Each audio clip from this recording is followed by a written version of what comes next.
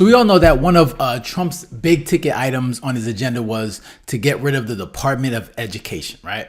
Because when you're the top country in the world and you're at the bottom when it comes to education, there's a problem, right? Especially because we spend so much, per student, yet we're still at the bottom when it comes to these developed countries when it comes to education. So I guess the point was like, all right, we have the Department of Education, so and yet we're doing so poorly when it comes to education. What's the point of having you? Right. And so what Trump wants to do is, of course, he wants to shut down the Department of Education, and he wants to put the power back into the states. Right. Let the states handle education because they're more equipped to deal with the people in their states. And that's why you see what he did is that I think they have like 4,000 employees on the Department of Education. I think they got rid of like half of them. Okay, so he's moving quickly. Like he's like getting to a point where like, all right, we got to start. This is the first step to shutting down the Department of Education.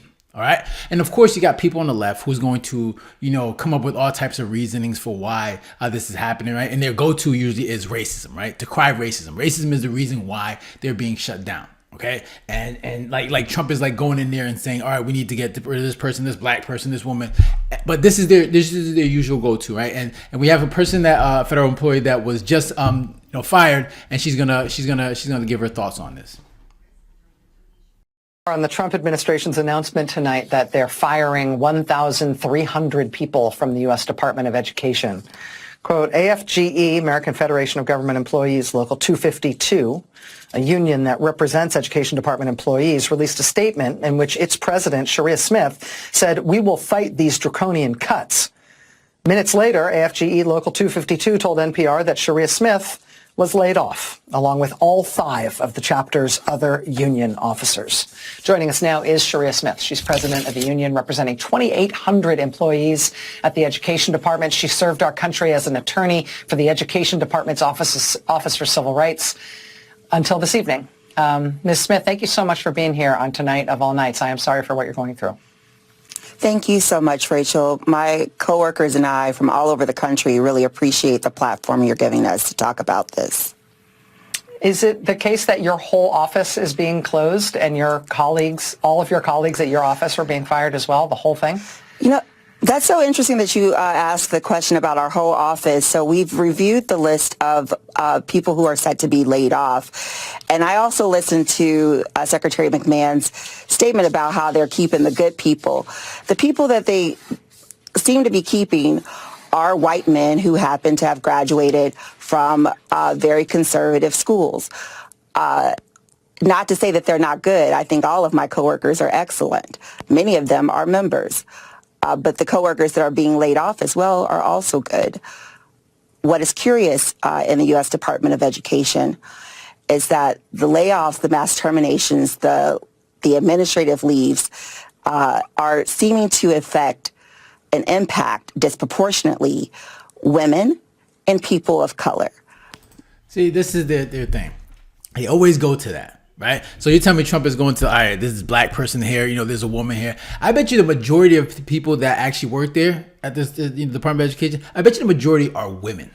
Right? I would guess, right? I don't think it's an even 50-50 split of men and women. I'm pretty sure the majority of the people in the Department of Education are women, right? Which probably doesn't seem balanced to me. So of course, if you're gonna lay people off, then the majority of people that are gonna be laid off are probably women, right? It doesn't have anything to do with, let's get rid of this female or this black person. I'm pretty sure that's not the case, but that's their go-to because that's the only move that they can use, especially when it comes to Trump, especially with the narrative that Trump is a racist. So it's easy to just go to the narrative that they're firing people based off their gender and of course their skin color. But that's their go-to. Like they don't have anything else. They don't have anything to any real argument to back up why any of these workers belong there or they're actually doing a good job.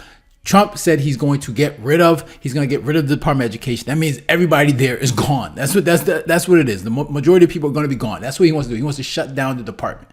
Okay, and this is the way he's going. It has nothing to do with skin color. It has nothing to do with gender. He feels that the Department of Education is waste, and he wants to get rid of it. But of course, they got to go with racism. And the Department of Education should be a model employer. And I want American people to think about, do they want their employer to follow this model where the only people that are deemed good enough to keep their jobs and their ability to support their families are people who are from a certain race and are of a certain gender. Look it. We got to cut the waste, right? This is the goal, right? This is the goal. This is what Trump campaigned on, right? He wants to get rid of all these government organizations, right? They're a waste of time. He wants to put more power to the states, right? And it's important for people to understand this, right? And it's people to understand that when you're cutting the waste, you're making sure that you get rid of the fat.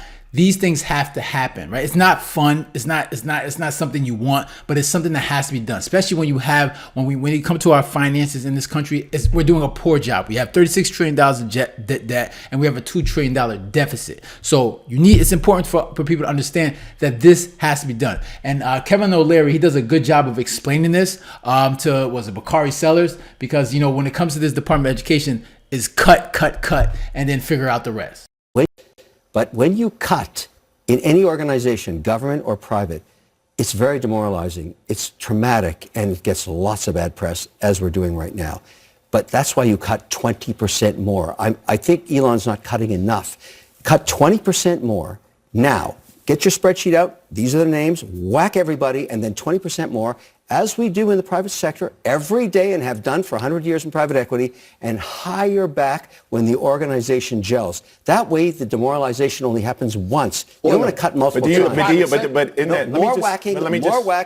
whacking. Let me just, can I explain to you that this is when running... You don't need to explain it to me. I know how it works. No, you don't, because Actually, I do. I've done it multiple times. But yeah, that's in the private sector. And you cannot run... This is worse than private sector. You cannot run everyday government the same way you run the fat dripping with waste government. I'm not talking about. That's exactly what you need to do. You need to run it like a business. We need to cut the fat, get rid of the waste, and find a way to make it run more efficient, because our government runs inefficiently. So you cut like Kevin O'Leary said, cut, and then figure out the rest.